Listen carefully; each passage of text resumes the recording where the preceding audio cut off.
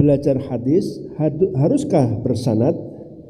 Sebelum masa tadwin atau kodifikasi hadis, sanad dijadikan sebagai cara untuk mengontrol validitas penukilan informasi. Bahkan sebagian ulama hanya mau menerima hadis jika disampaikan dengan bersanad. Muhammad bin Sirin rahimahullah, seorang ulama tabi'in, mengatakan, ilmu itu agama, jadi perhatikanlah dari mana kalian mengambil agama kalian. Hadis riwayat Muslim. Para ulama sangat menghargai sanad karena dianggap sebagai satu-satunya cara untuk mengetahui keabsahan hadis. Sufyan Ats-Tsauri rahimahullah mengatakan, sanad adalah senjata bagi seorang mukmin. Jika orang itu tidak memiliki senjata, dengan apa dia akan berperang? Kemudian setelah masa kodifikasi hadis, sanad sudah tidak dipakai sebagai alat kontrol validitas penukilan informasi. Sebagian orang tetap mempertahankan dengan maksud menjaga tradisi mulia umat Islam demi memperoleh berkah atau tabaruk. Baik, jadi posisi sekarang yang punya sanad dengan yang nggak punya sanad sama atau beda? Punya sanad nggak, Pak? Sanad Al-Quran? Nggak punya.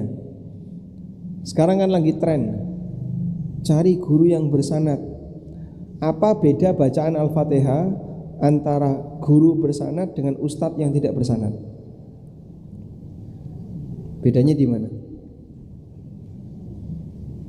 Sehingga mereka yang terlalu membanggakan dengan sanad, saya punya sanad. Dari mana? Dari sini. Tapi dia nggak hafal Quran. Loh, kok kamu bisa punya sanad dari mana? Beli. Dan sampai sekarang masih banyak praktek jual beli sanad, bahkan online. Salah satu di antara kenalan kami itu dia beli sanad dari seorang pemberi sanad, yang memberi sanad itu dari luar Jawa. Ya, kalau saya sebut Lombok kan tidak enak ya.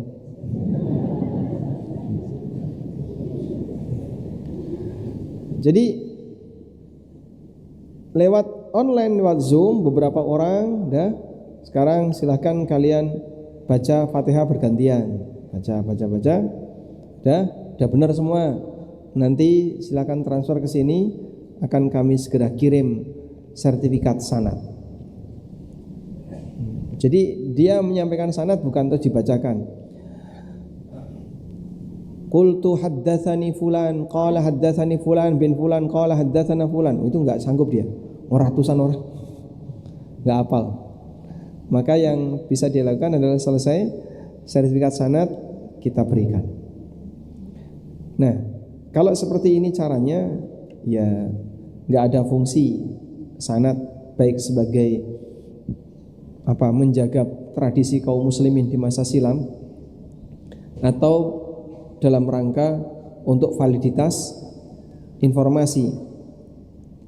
Karena sanad hanya untuk genduen ya, atau sifatnya hanya untuk punya tapi enggak berfungsi. Karena itu tidak harus ngejar sanad. Ya boleh saja punya sanad, tapi tidak boleh kita mengatakan guru yang bersanad lebih benar daripada yang tidak bersanad. Karena teksnya sama, teks Qur'annya tidak berbeda. Demikian pula sanad Sahih Bukhari. Anda baca Bukhari pakai sanad dan baca Bukhari tidak pakai sanad, sama atau beda? Ya sama. Bedanya di mana? Selanjutnya Ibnu Jama'ah mengatakan, Ibnu Jama'ah rahimahullah, seorang ulama yang hidup pada tahun 639 sampai 733 Hijriah, menegaskan bahwa pada masa beliau sanad sudah tidak lagi dianggap sebagai alat kontrol keabsahan hadis, sehingga tidak berpengaruh terhadap sahih maupun dhaifnya sebuah hadis. Di kitabnya Al-Manhal Ar-Rawi, Ibnu Jama'ah menyebutkan tujuan sanad pada masa kita bukanlah untuk mengontrol validitas riwayat hadis atau untuk memeriksa kesahihannya. Alasannya, tidak ada yang membawakan hadis bersanad saat ini, melainkan di sana ada perawi yang tidak kuat hafalannya atau tulisannya tidak terjaga sehingga tidak dijadikan acuan. Akan tetapi, mencari sanad pada zaman sekarang bertujuan untuk melestarikan mata rantai sanad yang menjadi ciri khas umat ini sejauh yang kami ketahui. Di masa itu padahal belum ada mesin fotokopi ya. Maka orang kalau mau memiliki buku ya dia harus nyalin dengan cara ditulis. Barulah dia bisa punya buku yang baru.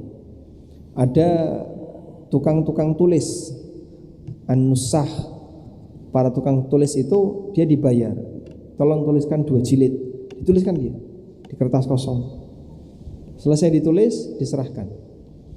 Sehingga tukang tulis ini tidak belajar, tapi dia hanya menyalin. Andai kan dia belajar ya luar biasa, karena membaca dia baca ulang di tulisannya. Karena itu di masa silam atau tidak ada mesin fotokopi, maka kitab yang dimiliki oleh seseorang terkadang disampaikan ke orang lain melalui sana. Aku punya Sahih Bukhari dari pendahulu saya sekian. Kalau kamu ingin tahu isinya, silakan belajar ke aku.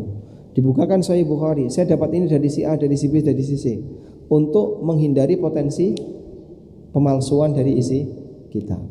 Itu dulu. Sekarang kan tidak perlu kayak gitu. Karena teks kitab semuanya tinggal cetak ulang dengan teks yang kurang lebih sama persis. Selanjutnya, belajar agama harus mangkul. Mangkul artinya dinukil atau diambil langsung dari sumbernya secara berhadap-hadapan.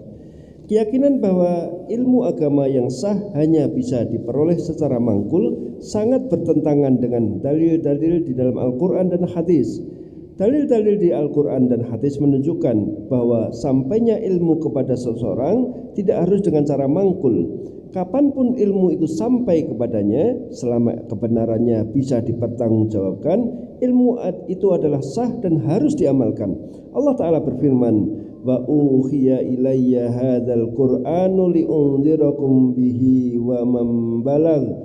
Al-Qur'an ini telah diwahyukan kepadaku Muhammad agar aku memberi peringatan kepada kalian dengan Al-Qur'an ini dan siapa saja yang sampai kepadanya. Quran surat Al-An'am ayat 19. Kalimat wa man balagh kepada siapapun yang Al-Qur'an ini sampai kepadanya, maksud kalimat tersebut untuk mengimani isi Al-Quran tidak dipersyaratkan bahwa seseorang harus bertemu langsung dengan Nabi Sallallahu Alaihi Wasallam. Selama orang tersebut membaca Al-Quran dan bisa memahaminya dengan benar, dia wajib mengimani dan mengamalkan isi Al-Quran walaupun dia tidak bertemu dengan Nabi Sallallahu Alaihi Wasallam.